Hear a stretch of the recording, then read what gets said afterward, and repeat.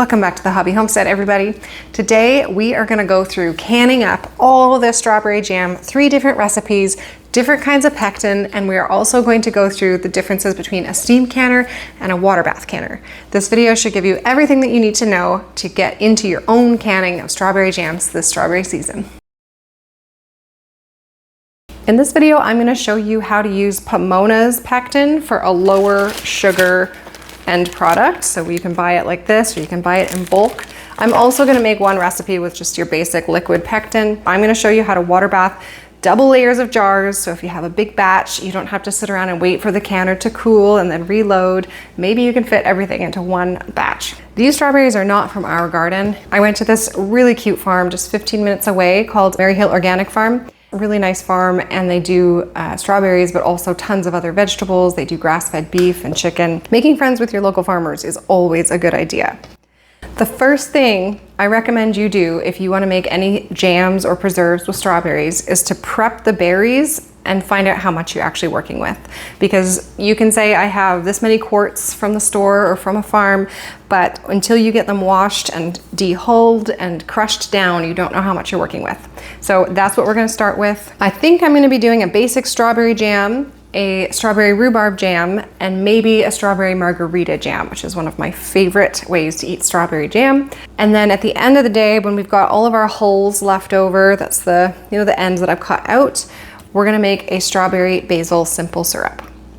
That's my plan. I hope we have enough strawberries left. A big part of what I do here on the Hobby Homestead channel is gardening. We grow food in the suburbs, which is maybe a bit of a different angle when you're looking at homesteaders, but we are able to grow a ton of food here in the burbs, and we do it organically. We do it in harmony with nature. I don't even fertilize my garden with anything synthetic. We just use compost and good soil.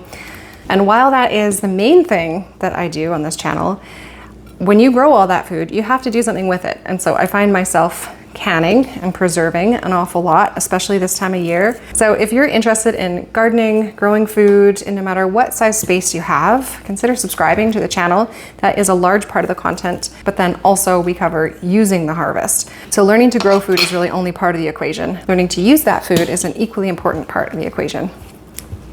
This is gonna take a while, so we'll check back in later.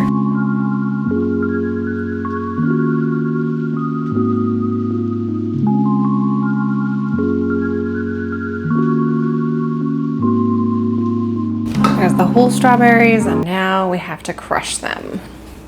When you cook these down to make the jam, you can mash them further, so you don't have to worry about making it jam consistency. This is just to make sure that you're measuring your strawberries correctly, to make sure that there's not just a bunch of air trapped in between the berries and you actually don't have enough fruit for your sugar to fruit ratio. Can't see the lines on my measuring cups anymore, they're so worn. There's 4 cups.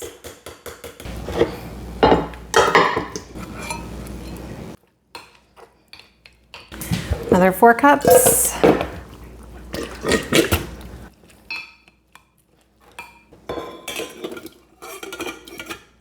This one is to pair with the rhubarb, so I'm going to leave them together. When I harvest rhubarb, I like to chop it up and write how many cups are in the bag. It really does help. I also will sometimes just cut it all up and put it in a giant, like one of the multi-gallon bags, but then it freezes together in a big lump. And it's hard to measure out how many cups you need for recipes. So usually 4 cups is a pretty safe bet. It's still a little frozen here, but I'm just gonna put it in with the strawberries and then set it aside, because I'm gonna start with the plain strawberry jam. The recipe that I'm using for our basic strawberry jam is from the Pomona's website. Pomona's makes the low sugar alternative to pectins, so it helps your jam set without requiring more sugar than you have fruit, which is really the case with a lot of jams that use the traditional pectins. So the thing with Pomona's pectin is that it sets using calcium. And when you buy the Pomona's pectin, they give you a little packet with calcium in it. And the ratio, if you're doing a larger batch of canning or canning a lot through the summer, is 1 teaspoon of calcium to 1 cup of water. But if you're doing smaller batches, then the package will give you instructions on how to mix just a little individual packet with the right amount of water.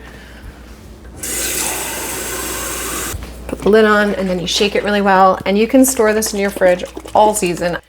The last thing I have to do before I start cooking the jam is to set up my canner.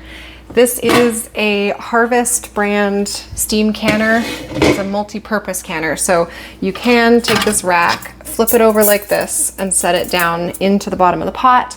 And then you only need to put this much water, like 1.5 inches of water in the bottom, and then you steam your jars. It works great. It's way quicker because all this water doesn't have to come to a boil. It wastes less water. But I am going to use the water bath method today because I want to be able to double stack. And when you're stacking jars on top of each other, you just need some sort of divider. I have a couple of these because I have a couple of different canners. So you put a layer of jars in and you set a divider on top, and then you set more jars on top of that. And with water bath canning, you just want to make sure that your jars are covered with water once everything's in here. When you're water bath canning or steam canning, ideally you're going to sterilize your jars. I prefer to just process them for longer, leave them in the water bath canner for longer. So if you're not going to sterilize your jars, then you should be water bath canning or steam canning for 10 minutes at the full boil. If you do sterilize your jars first, you only need to can them, process them in the boiling water for 5 minutes. That extra 5 minutes isn't that big a deal. The jars are clean. They came out of a dishwasher and then they went right into a sealed bin where I store my clean jars. Right now I'm not sterilizing, I'm simply warming the jars up because I'm gonna heat up my jam. It's gonna cook, it's gonna boil and be very, very, very hot. And if you put a hot liquid into a cold jar, you could crack your jar. Now we're ready to actually make the jam.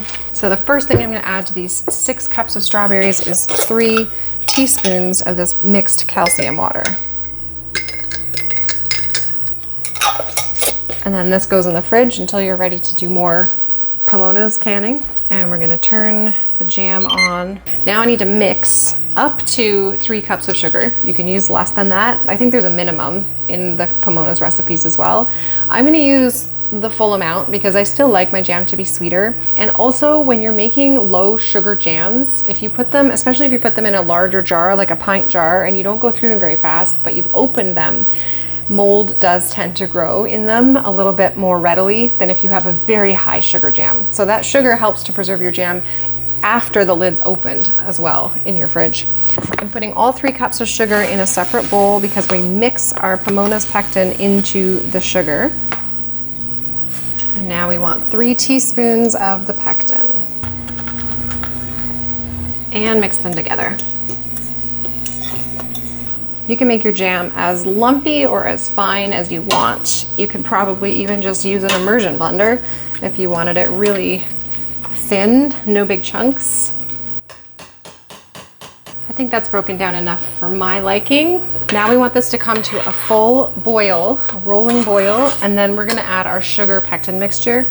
The key to making sure your jam sets is to make sure that it is cooked enough, that it has boiled sufficiently. So we're making sure that it is nice and boiled. All right, now I'm gonna add in the sugar. This is where a lot of the bulk of your jam comes from. You're not relying just on the mass of your strawberries to fill all these jars. The sugar brings up that mass, so you can fill more jars with jam than you could if you had just used those strawberries. Once you've added your sugar, you want to make it come right back to a full boil. You're going to stir constantly. I'd say that's a rolling boil, so we're going to remove it from heat. The nice thing about induction stoves is that it cools down immediately. Ladle them in, and we want to leave a 1/4 inch headspace for jams. That means you want a 1/4 of an inch between the top of your jam and the top of the jar.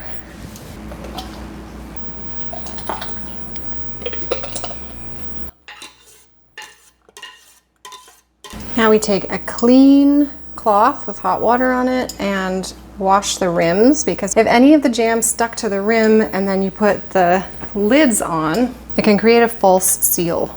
The sugar just sticks the lid down. Now I reuse my lids even though you're not supposed to. Just make sure they're really clean and there's no rust spots or anything. Put your rings on finger tight, which means you don't need any fancy tools to tighten this. You want air to be able to escape from under this ring, from under the lid. And then those can go in the canner and we can set up the next batch of jam. Next, we're doing the Pomona's Strawberry-Rhubarb Jam. So we've got 4 cups of mashed strawberries, 4 cups of chopped and frozen, so essentially it's like cooked, it's all wilted down rhubarb. And for this one we need 6 teaspoons of the calcium water. And for the strawberry rhubarb, we want up to 4 cups of sugar this time. I might do 3.5. And mix that with 6 teaspoons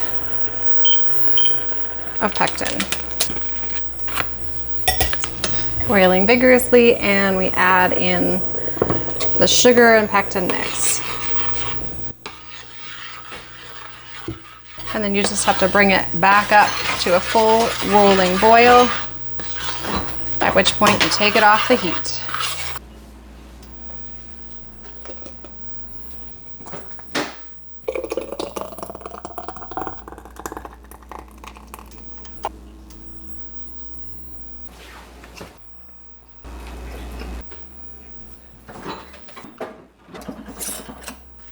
Because I'm mixing strawberry and strawberry rhubarb and strawberry margarita all in the same canner load, I'm gonna add a little dot on the lids to indicate strawberry rhubarb. Wait a minute. One of those was strawberry. Oh my gosh, was it? Yeah, I think that was strawberry. Oh, I'm already confused. Yeah, that was a strawberry. Okay. Now for the fun one. This is the strawberry margarita jam. In goes our 3 cups of mashed strawberry, 3/4 cup of lime juice, 1/2 cup of tequila. If you are in Canada like me, you know how expensive this jam is. Alcohol is very expensive here. And then 1/4 cup of triple sec.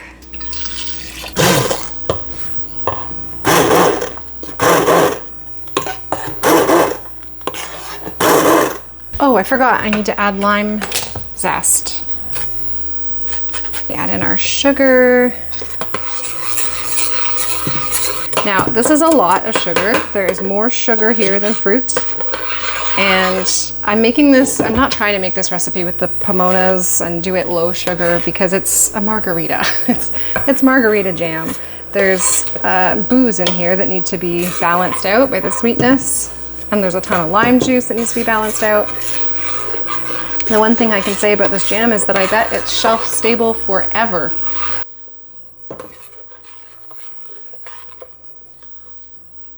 I want to make sure this is a full rolling boil. And then annoyingly, this recipe calls for 1/2 of a packet of liquid pectin. And then quickly stir it back together.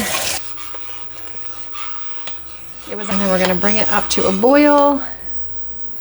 And then in 1 minute, we're gonna remove it from the heat.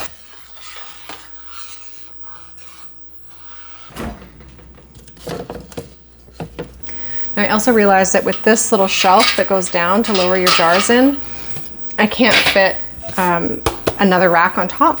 So now I have to pull them all out. So, upgrading, I'm gonna stack them in here. This is my pressure canner, which you can also water bath can in. I'm using it because it is a taller pot and I can stack pints on top of 1/2 pints in it.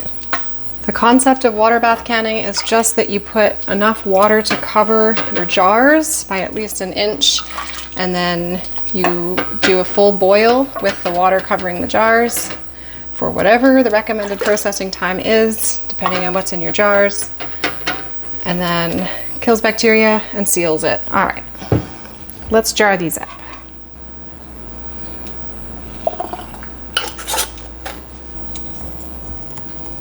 I really hope that the permanent marker labels are gonna stay on in the canner. I am gonna need both of my canners. That's how much jam we're making here.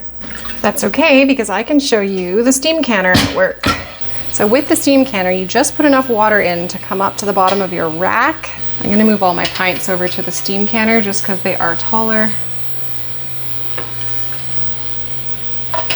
And then you put the lid on. There's a gauge here, so you test this out by running it empty, like with water in it, but before you have any preserves. And you make sure that this little dial goes all the way as far as it can possibly go without changing for, I think it's 10 minutes, and then you mark it with this little thing. And so I know it's way off the dial that mine is calibrated to, which is fine. It's just, we're gonna let it heat up, the steam will build, and this little dial is gonna go all the way over here. And that is when we start our processing time, which is 10 minutes for unsterilized jars, or 5 minutes if we'd sterilize the jars first. I'm gonna get these up to a boil or steam pressure built up, and then we're gonna check in. This one takes forever to come to a boil. There's so much water in here. It is finally, I'll burn myself on the steam, coming to a rolling boil. But I can set my timer now for 10 minutes. And this one is almost ready, so I'll have 2 timers going. Remember that this red indicator has to get all the way to where we have our marker right here. That's pretty much bang on. I'm gonna start the timer for 10 minutes for this canner now. Okay, time's up on this one. I'm running out of battery again for the second time. Canning all day takes a lot of battery apparently. I'm here to grab some basil out in the garden. Just a little bit of basil. It was a hard day to be in the kitchen all day because it's gorgeous out. Oh, look what I just found. That's a nice one. This is our strawberry tops, and into this I am putting basil leaves. So right now it's 7 cups of strawberry tops, the hulls with little bits of strawberry shoulders still on them. So there's 7 cups in total, and then I added 7 cups of water, and then I added 4 cups of sugar.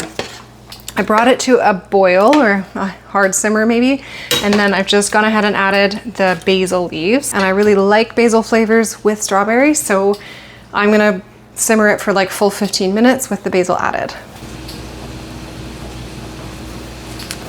Oh my goodness, I'm out of time. I have to leave to get my kids in 3 minutes, but I wanted to show you the syrup is still bubbling away. I'm gonna turn it off now and let it sit while I go and get the kids and, you know, spend my evening out of the house. But I think that's fine. It's just gonna marinate in there, and then I'll heat it up and I will strain it off and I will put it into jars, and then I will can it. 1 jar will just stay in the fridge for immediate use, but the rest can just go into storage. And then a great way to use stuff like that is in cocktails, or even just adding bubbly water to it for a nice refreshing summer spritzer. Or if you make it thick enough with enough sugar and enough boiling time, you can also pour it over ice cream or other desserts. I'm gonna let these sit on the counter for 12 hours, roughly until tomorrow, and then I'm gonna take the rings off of them, make sure they're sealed, put them in my pantry, slowly restocking. I am very thankful to be able to be restocking our pantry again after a long winter of watching it dwindle. Thank you so much for coming and canning with me today, and I hope that you'll come and grow with us and potentially do some more canning with us.